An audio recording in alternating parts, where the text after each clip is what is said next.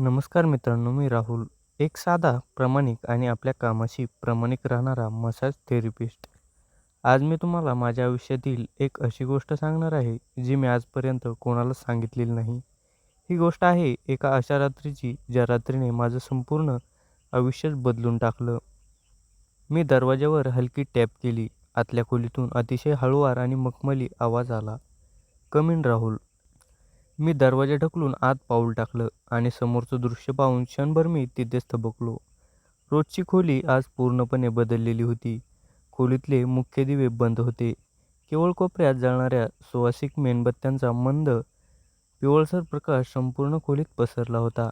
हवेत गुलाबाचा एक मादक सुवास रेंगाळत होता आणि पार्श्वभूमीवर अगदी संथ गतीने 1 मिनिटाचे संगीत वाजत होतं. अनुराधा मॅडम खोलीच्या मध्यभागी असलेल्या एका मऊ आराम खुर्चीवर बसल्या होत्या. त्यांनी आज नेहमीचे कपडे न घालता एक गडद सिल्क गाऊन परिधान केला होता. त्यांचे मोकळे सोडलेले केस पाठीवर पसरलेले होते. मी माझी बॅग टेबलवर ठेवली आणि आदराने म्हणालो, "मॅडम, आज थोडा उशीर झाला. ट्रॉफिक होती." अनुराधा मॅडमनी हळूच आपले डोळे उघडले. त्यांच्या डोळ्यामध्ये आज एक वेगळीच अस्वस्थता मला जाणवत होती. त्यांनी माझ्याकडे पाहिलं आणि एक छोटा सुस्कार सोडत म्हणाल्या, "काही हरकत नाही राहुल. आज खरं तर मला तुझी खूप जास्त गरज होती. दिवसभर खूप थकवा आणि अस्वस्थता जाणवते. प्लीज लवकर सुरू कर." मी होकार दिला.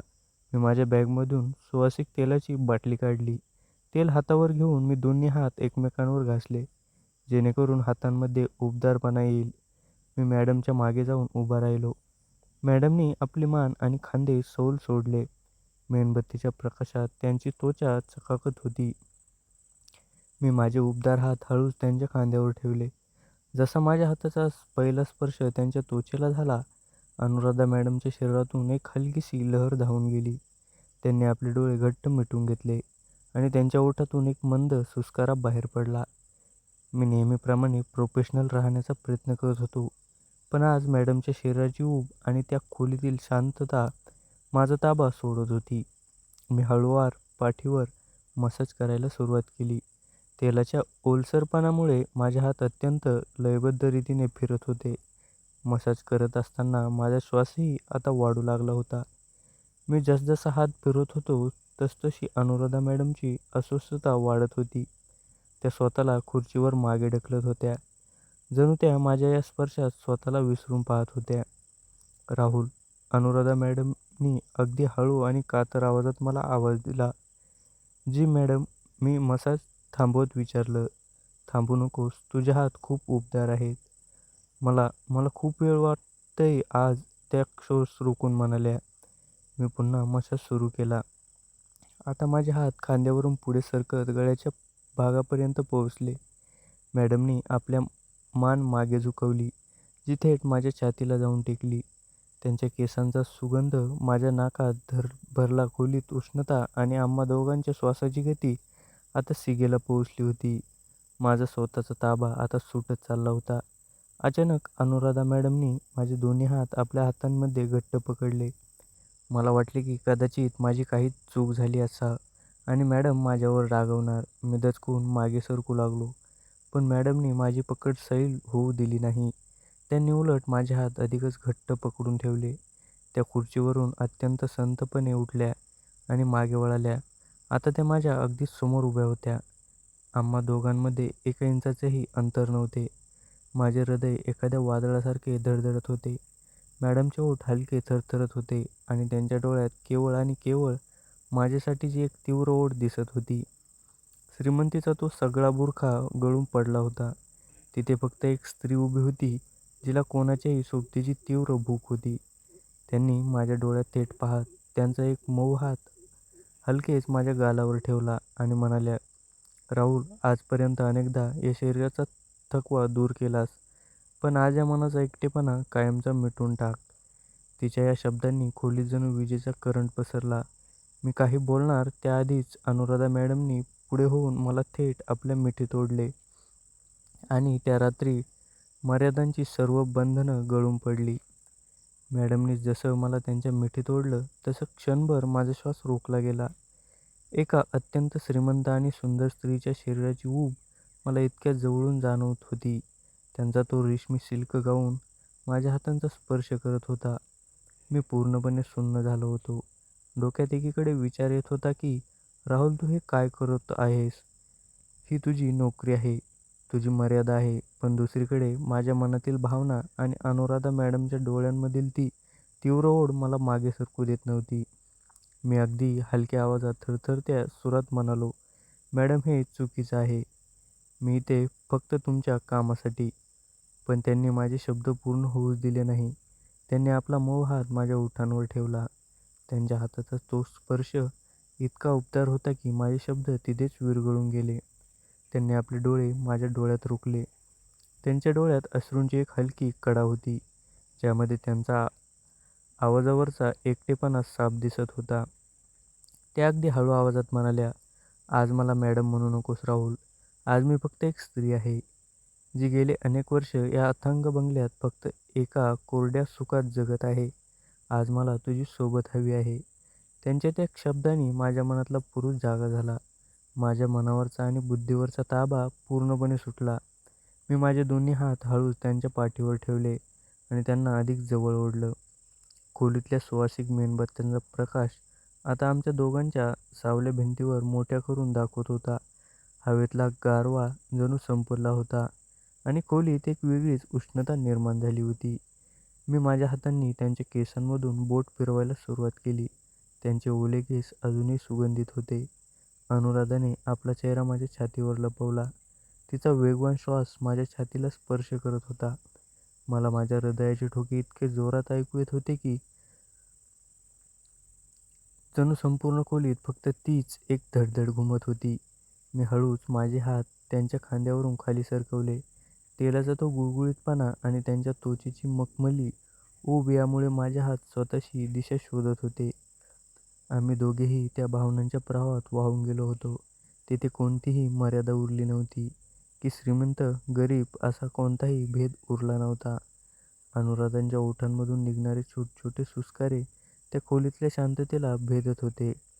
त्या रात्री आम्ही दोघांनी एकमेकांच्या अस्तित्वाला इतकं घट्ट सामावून घेतलं होतं की वेळ जणू तिथेच थांबली होती. रात्रीचे किती तास उलटून गेले याचं आम्हाला दोघांनाही भान नव्हतं. तो केवळ एक शारीरिक संबंध नव्हता, तर दोन तहानलेल्या आत्म्यांचं ते एक मिलन होतं. हळूहळू रात्र सरली आणि पहाटची कोवळी किरणं खिडकीच्या पडद्यामधून खोलीत डोकावू लागली. खोलीतल्या मेणबत्त्या आता विझत होत्या. माझे डोळे उघडले तसं मला अचानक वास्तवाचे चटके बसू लागले. मी पाहिलं, अनुराधा माझ्या शेजारी अत्यंत शांतपणे झोपली होती. तिच्या चेहऱ्यावर आज एक वेगळे समाधान आणि शांतता होती. पण माझ्या मनात मात्र आता भीतीने घर केलं होतं. मी हे काय करून बसलो? जर हे कोणाला समजलं तर माझी नोकरी, माझी इज्जत सगळं धुळीत मिळेल. मी अत्यंत सावधपणे कोणताही आवाज न करता उठलो. माझे कपडे नीट केले आणि माझी मसाजची बॅग हातात घेतली. मी निघणारच होतो तितक्यात मागून एक मखमली आवाज आला, "चाललास राहुल?" मी मागे वळून पाहिलं. अनुराधा उठून बसली होती. तिने स्वतःला गाऊनमध्ये गुंडाळलं होतं आणि ती माझ्याकडे अत्यंत प्रेमाने पाहत होती. मी घाबरल्या आवाजात म्हणालो, "मॅडम, माझ्याकडून खूप मोठी चूक झाली. मला माफ करा. मी पुन्हा कधीच इथे येणार नाही." माझं हे बोलणं ऐकून अनुराधाच्या चेहऱ्यावरचं हसू गायब झालं. ती बेडून उठली आणि माझ्या जवळ आली. तिने माझा हात आपल्या हातात घेतला आणि म्हणाली, "राहुल, ही चूक नव्हती. हे माझं तुझ्यावरचं प्रेम आहे आणि मला माहीत आहे की तुलाही माझ्याबद्दल तीच ओढ आहे. प्लीज असं बोलून मला पुन्हा त्या एकटेपणाच्या खाईत ढकलू नकोस." तिच्या डोळ्यातील ती आर्तता पाहून मी पुन्हा विसरलो. मी तिला नकार देऊ शकलो नाही. त्या दिवसानंतर आमचं आयुष्य पूर्णपणे बदललं. आता मी जेव्हा त्या बंगल्यात जात असे, तेव्हा बंद खोलीच्या आड फक्त मसाज होत नव्हता, तर आमच्या प्रेमाच्या अनेक तीव्र रात्री रंगत होत्या. आम्ही दोघेही एकमेकांच्या प्रेमात पूर्णपणे वेडे झालो होतो. पण सुखाचे दिवस हे फार काळ टिकणार नव्हते, कारण आमच्या या गुप्त नात्यावर कोणाची तरी नजर होती आणि एक अशी दुर्घटना घडणार होती, ज्याची आम्ही स्वप्नातही कल्पना केली नव्हती. त्या दिवशी रात्री प्रचंड पाऊस पडत होता, विजा कडकडत होत्या आणि हवेत कमालीची शांतता होती. अनुराधाने मला फोन करून तातडीने बंगल्यावर बोलावलं होतं. तिचे पती अजूनही परदेशात होते. त्यामुळे बंगल्यात नोकरीशिवाय दुसरं कोणीच नसायचं. नोकरही रात्रीच्या वेळी खाल्ल्या मजल्यावर त्यांच्या खोल्यांमध्ये असायचे. मी छत्री घेऊन गडद अंधारातच बंगल्याच्या मागच्या दरवाजातून आत गेलो. वरच्या मजल्यावरील त्या खोलीत पोहोचलो, जिथे अनुराधा माझी वाट पाहत होती. आज तिने लाल रंगाची सुंदर पैठणी साडी नेसली होती. गळ्यात हलका दागिना आणि केसांत मोगऱ्यांचा गजरा मावळला होता. मी एखाद्या नववधूसारखी नटली होती, फक्त आणि फक्त माझ्यासाठी. मी खोलीत पाऊल टाकताच तिने धावत येऊन मला घट्ट मिठी मारली. तिच्या मोगऱ्यांचा तो तीव्र सुगंध आणि साडीच्या रेशमी स्पर्शाने माझं भान हरपलं. मी तिला विचारलं, "अनुराधा, आज एवढं नटण्याचं कारण काय?" तिने माझ्या डोळ्यात पाहत म्हटलं, "आज मला श्रीमंत घराण्याची सून किंवा कोणाची पत्नी बनून नाही राहायचंय. आज मला फक्त तुझी अनु व्हायचं आहे. आजची रात्र आपल्या प्रेमाची सर्वात सुंदर रात्र असावी असं मला वाटतंय." तिचे हे शब्द माझ्या हृदयाला ठाव घेत होते. मी छत्री बाजूला ठेवली. माझ्या ओल्या हातांनी मी तिच्या चेहऱ्यावरील पाण्याचे थेंब पुसले. तिची ती लाल साडी, मेणबत्त्याचा तो मंद प्रकाश आणि तिचा तो मादक लूक.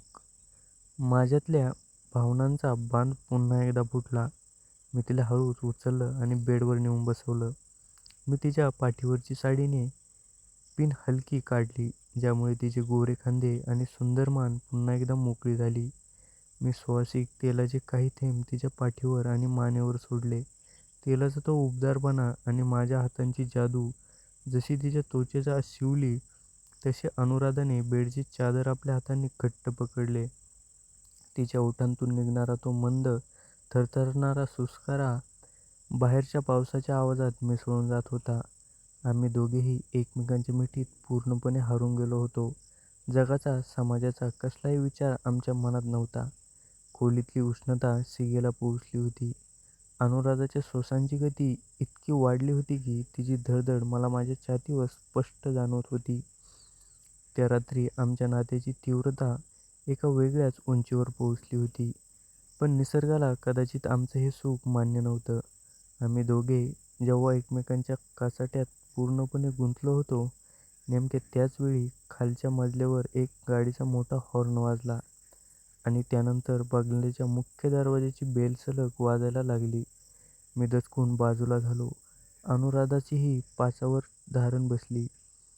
या एवढ्या रात्री, इतक्या पावसात बंगल्यावर कोण आलं असेल? अनुराधाने घाईघाईने खिडकीचा पडदा बाजूला करून खाली पाहिलं आणि तिचा चेहरा भीतीने पांढरा फकट पडला. ती थरथरत्या आवाजात म्हणाली, "राहुल, घात झाला. माझे पती ते परदेशाहून अचानक परत आले आहेत." हे ऐकताच माझ्या पायाखालची जमीनच सरकली. माझ्या अंगातून थंड घाम सुटला. जर तिचे पती वर आले असते आणि आम्ही या अवस्थेत पकडले गेलो असतो, तर माझी नोकरी तर दूरच, माझे तुकडे करून या नदीत फेकून दिले असते. खाली दरवाजा उघडल्याचा आणि नोकरांचा आवाज येऊ लागला होता. पावलांचे आवाज पायऱ्यांवरून वरच्या मजल्याकडे येत होते. वेळ फार कमी होता, फक्त काही सेकंद. अनुराधाने अत्यंत प्रसंगावधान राखलं.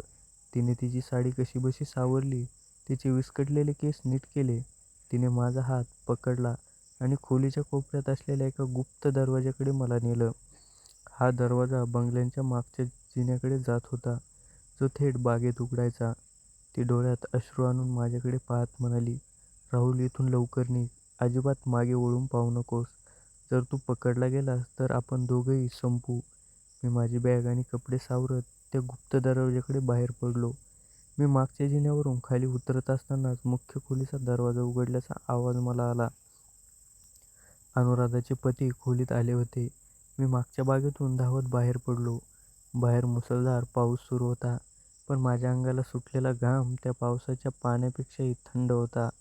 मी माझ्या बाईकपाशी पोहोचलो आणि तिथून जीव मुठीत धरून पळालो. त्या रात्री मी कात्रत घरी पोहोचलो, पण माझ्या मनातील भीती आणि अनुराधाची ती रडवेली अवस्था मला गप्प बसू देत नव्हती. आता पुढे काय होणार होतं? अनुराधा तिच्या पतीसमोर स्वतःला सावरू शकली का? की आमच्या या गुप्त नात्याची सत्यता तिच्या पतीसमोर उघडली पडली?